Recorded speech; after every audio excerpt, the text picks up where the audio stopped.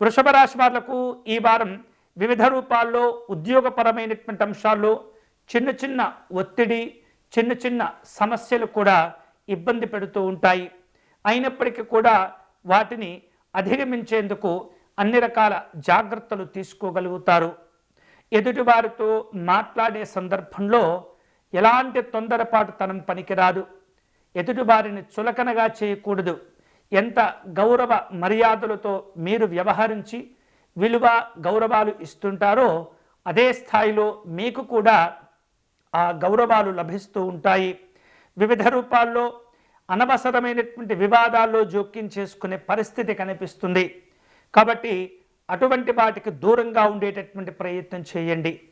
వృషభ రాశి వారు ఈ వారం అనవసరమైనటువంటి ఖర్చులు చేసే సూచనలు అధికంగా ఉన్నాయి.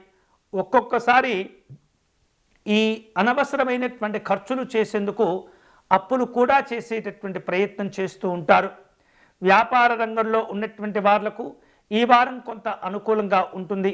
కాబట్టి అందివచ్చిన ప్రతి అవకాశాన్ని మీరు సద్వినియోగం చేసుకునేటటువంటి ప్రయత్నం చేయండి. చిన్న చిన్న వ్యాపారస్తులు ఎవరైతే ఉంటారో వారికి లాభాలు కలిసి వస్తూ ఉంటాయి. కంప్యూటర్ రంగంలో ఉన్నటువంటి వాళ్లకు ఈ వారం అనుకూలంగా ఉంటుంది. కుటుంబపరమైనటువంటి ప్రయాణాలు కలిసి వస్తుంటాయి.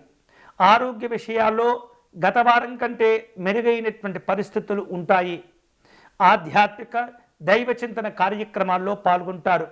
వివిధ రూపాల్లో పెద్దవారిని కలుసుకొని మీ మనస్సులో ఉన్నటువంటి కొన్ని అభిప్రాయాలు చెప్పేందుకు కూడా ప్రయత్నాలు చేస్తుంటారు. వృషభ రాశి వారు ఈ వారం మరిన్ని శుభ ఫలితాలు పొందేందుకు దత్తాత్రేయ స్వామి వారిని పూజించటం, దర్శనం చేసుకోవటం మంచిది. వీలైతే కనుక గన్నేరు పుష్పాలను సేకరించి దత్తాత్రేయ స్వామి వారికి సమర్పిస్తూ ఉండండి. సిద్ధమంగళ స్తోత్రపారాయణం మీరు అనుకున్నటువంటి పనులను నెరవేర్చుకునేందుకు ఉపయోగపడుతుంది. కాబట్టి ప్రతిరోజు కూడా వీలైతే ఒకసారైనా సిద్ధమంగళ స్తోత్రమును పారాయణం చేస్తుండండి.